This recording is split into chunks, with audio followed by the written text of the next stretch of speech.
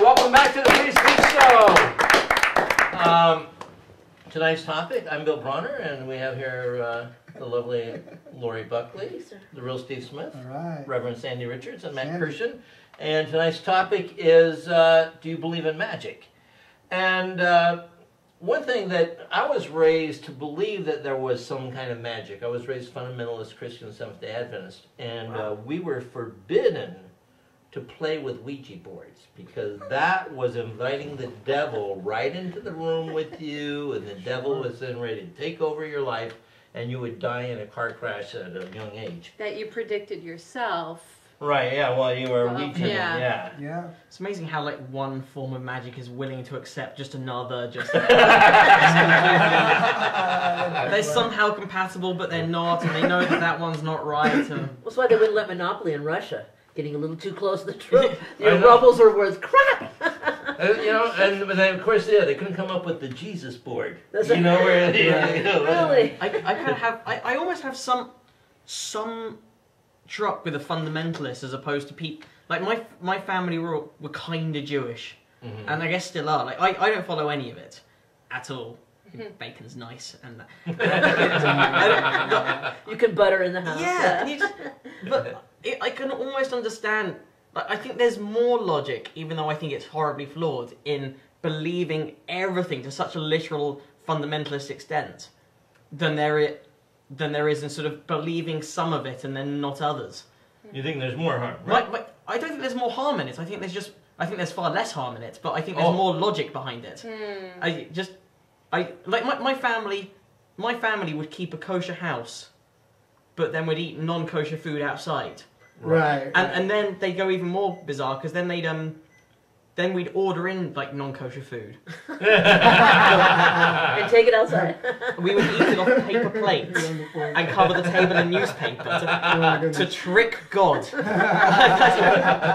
as if there's an almighty being looking down, going, "Oh, the Kirshen family." Oh, there's a bit of paper. There's a bit of paper in the way. Sell on tires. It's okay. So God's magic, you use your own counter magic to. I don't. It's the kosher magic exception. I think in a way that's almost more absurd than it's as absurd than the fundamentalism. Give yourselves some credit. Well, I don't know. There's absurdity. Everything has fundamentalism, and this is what I mean, even science gets so fundamentalist. And we were talking about flight earlier, and I loved your example of the woman going, "We'll never know how," because I mean, and you hear this example comes up in sermons about the bumblebee, right? So. We can't figure out how the bumblebee flies, and yet it does. It's somehow aerodynamically impossible for the bumblebee to fly, but it flies. And in science... That proves God. No. But science had made that claim. Scientists would say, instead of saying, well, our version of aerodynamics doesn't fit this particular phenomenon. There's some other thing at work here that we don't know yet. No, they would just go, well, how does that act? It's impossible. I think that's it. I think that's kind of implied, though. I think even though they might not have explicitly said it, that's implied by the concept of if you're a scientist and you say this doesn't fit in with what we know, but what with our aerodynamic model, we don't know how it's working. That's implicit. That's just an implicit way of saying our aerodynamic model for either the bumblebee or flying in general is somehow flawed. Because if you're a science, so the whole difference between science and either religion or any kind of supernatural belief is that science matches the theory to the evidence. Yeah, if it can't matches the evidence to the theory. Actually, sometimes science matches the evidence to the theory too. Then that's flawed science. That's not science acting correctly. All right. Well, I mean, I think there's or science doesn't know the answer yet. Right. That's what it shows is that science simply doesn't know how the bumblebee flies. I mean, some scientists may be dogmatic in their beliefs, but that's when they're basically, you get bad lawyers, you get bad doctors, you get bad...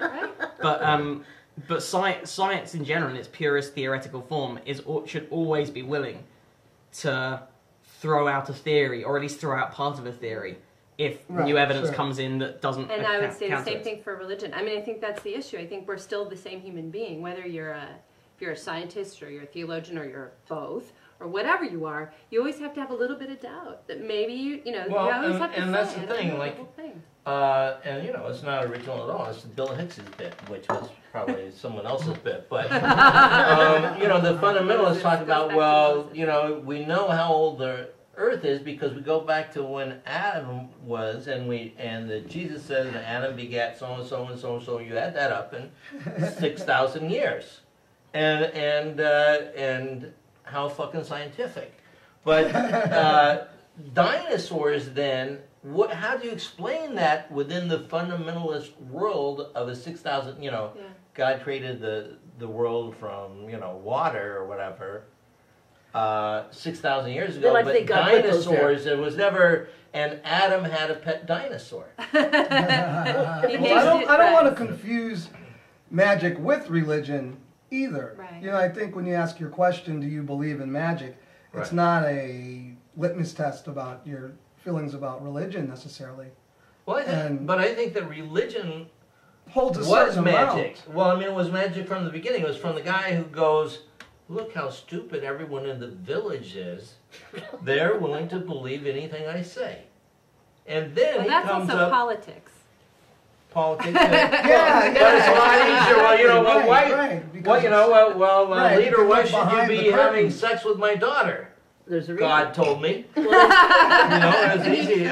I'm talking to God. God said, fuck her. Well, Lord Buckley said there were three sides to every story: your side, my side, and what happened. And I think with magic is there, both in religion and science and in general living, the magic of a beautiful moment. When you see something done beautifully, it's not just the person it's done with, but the people around it watching the beauty of it. I came from. But that's Cirque du Soleil. No. Well, it can be, but it also So can magic. be. It can be amazingly, emotionally, deliciously devastating to you in a way that shakes you from your normal saying this happened to another larger belief system that says, "Oh shit, there's more room up there."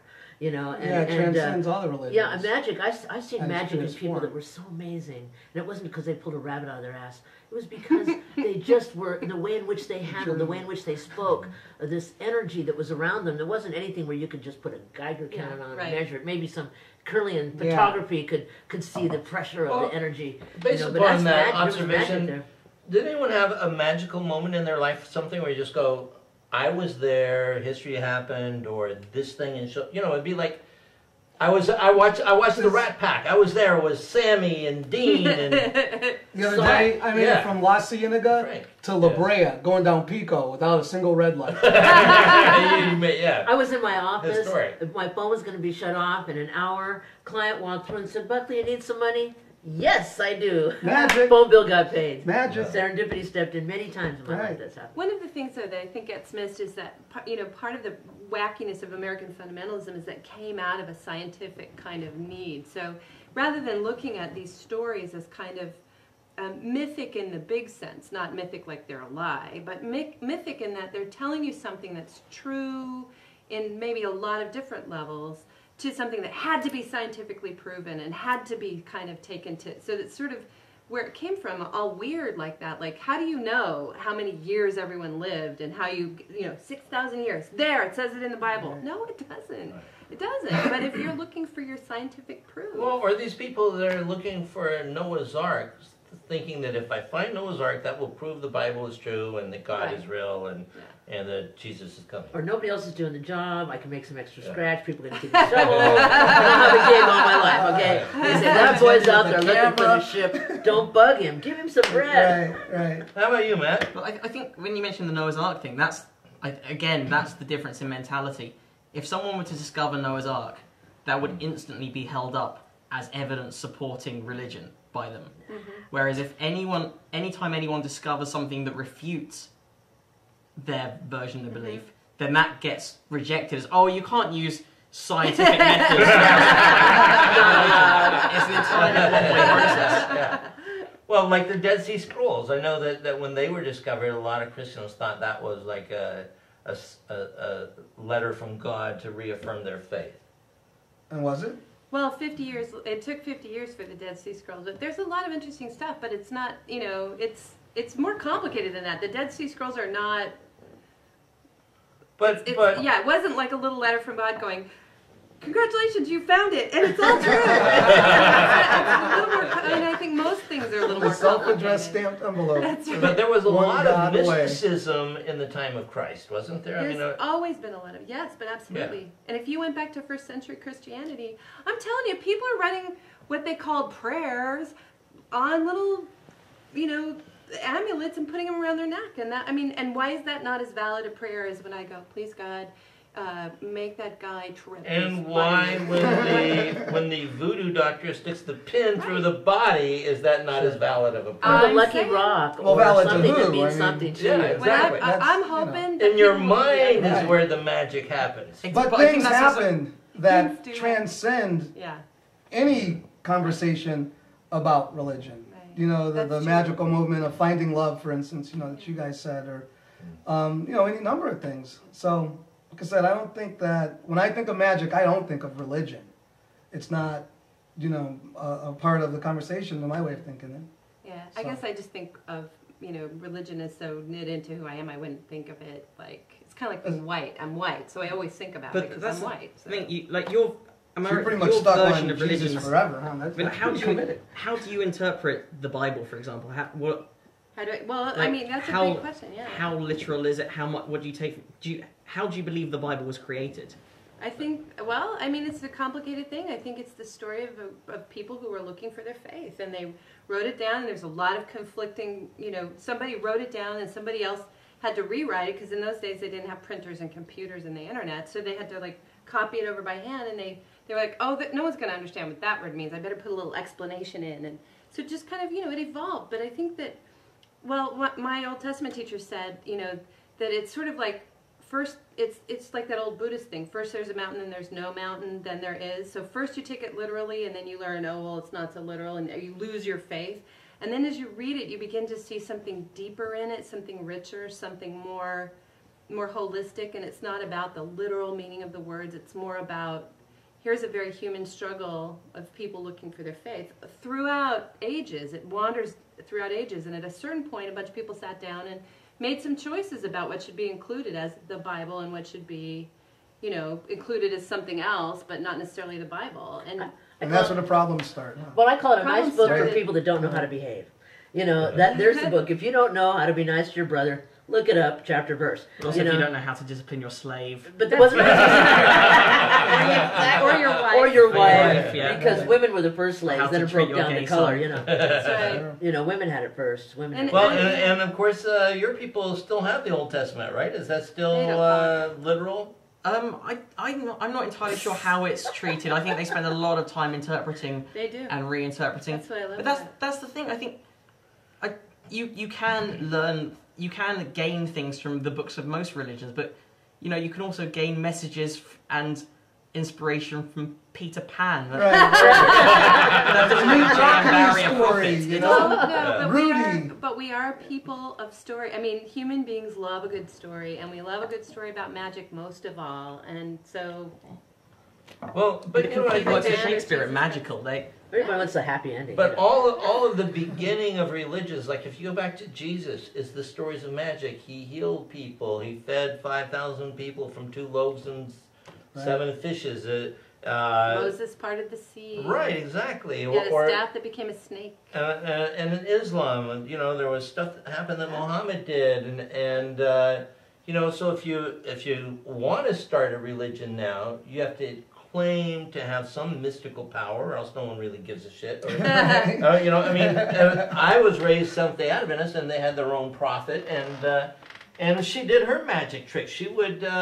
She was like a young woman who would hold a heavy Bible over her head for 2 hours and not breathe and stuff obviously a prophet. Buckingham Well, Palace. Dad did a piece on Cabeza de Vaca. Finds himself in snapping of the crocodiles in 1542, and he's got no way out, and he finally ends up, after starving for months, they end up in a village, and the guy says, "Look, we won't kill you, we're going to feed you and take care of you, but you got to heal my wounded son over here." And Cabeza lays the big prayer, help me out, God, if I can heal this boy, then life's going to happen for me, and I'm going to make it through here. And he heals the boy. Well, from that point on, when my dad told the hip story in the hip version, we laid hands. He took pain away from people. I've given people energy. And I'm not starting any church soon, so don't worry about it. But it's something so natural. It says it's the beauty of humanity that you can do amazing things. You can be transmitters for energy. You can. I mean, how many people you ever been in the hospital? And a great person that you love walks in the room, and your whole energy field changes because they're there with you. And it's something I've learned to do. I'll give it my best shot before I ever go to 911. But unless I'm profusely leaking. But it's amazing magic. It's part of unexplainable things. Some things that are so unexplainable about why is when you're thinking of somebody they call you. That one is. I think that one is very explainable, and the simple fact of that is, things like that one. No one tells the story of the time they walked through an airport, got on a plane, landed in a different country, checked into the hotel, spent 2 weeks there, got to another airplane, through another airport, went back, and at no point met someone they knew. No one comes back going, no one, not a single coincidence. Those kind of things are instantly explainable because people only remember the remarkable occurrences and don't remember the thousands of unremarkable occurrences that flank. Well, that's what makes magic so significant, though. My girlfriend was going to Italy. She stays with her cousin in New York. They're going to this restaurant. That pans out. They go over to another restaurant, and my girlfriend looks at her cousin and goes, I'm going to meet somebody here that I know. And she goes, you're so full of shit. Millions of people are here. You're not going to meet anybody. They roll right down this aisle, and here's this guy that she dealt cards to in Caesar's Palace, sitting right there. Boom, just like that. That's magic. Yeah, we have a friend who used to be a stripper in New Orleans, and she's always running into people she knows. I don't know how that she's such a friendly girl. Her name is Kelly. I remember I was in New York City in Washington Square Park, and I was trying to score some weed. And this Rastafarian guy on a 10-speed comes rolling by me and going, Sinsemia. And he rolls by and goes, I know you, man! And no, I'm not from here. Oh, I know you from San Francisco! And I was living there. He described exactly where he had seen me. Oh, my God. So is Rastafarian the one true religion? Is that what that means? But I had already scored my weed. So, we need to wrap this show up, and we have a tradition of giving everyone a moment for their final thoughts. Laurie, any final thoughts on do you believe in magic? Yes, I believe in magic. I believe in the power of people. I believe in the trees. I like hugging trees. I look at dogs, children. They find me. They know something maybe I don't even know. But I feel the beauty of people and the magnificence that can come from serendipity, a surprise moment. When you look at somebody that you absolutely don't know and say hello, you never know how that person may play into your life or you into theirs. So believe in a little magic. You don't have to know everything today. Laurie Buckley. And how can people listen to your radio show? WIRN, World Internet Radio Network.com. Monday through Friday, 11 a.m. to 1 p.m. WIRN.com. Yes. We do it the old-fashioned way, as Dylan says, we learn it. All right. Thank you.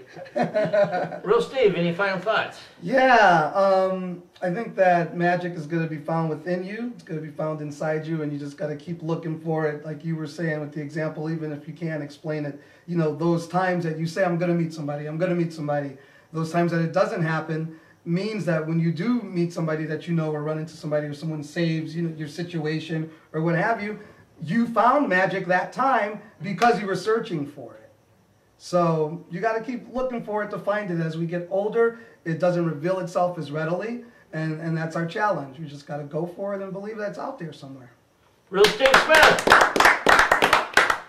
I think there is a lot of magic in just the ordinary, just taking a breath and thinking about all the complex things your body's doing to stay alive. And so I think that it's all true, that there's a lot of awe and wonder just in everyday living. But whether you're a religion person or a science person or a magic person or not, I just hope that we will all use our powers for good and not evil.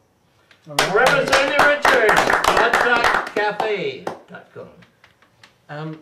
I think we're all in agreement that it's possible to see magic and wonder on a daily basis in the world, in meetings. I think the only risk is seeing any deeper significance in that. I think that's the point when I think I might differ in opinion, and that's where the cynic in me kicks in, the skeptic in me kicks in.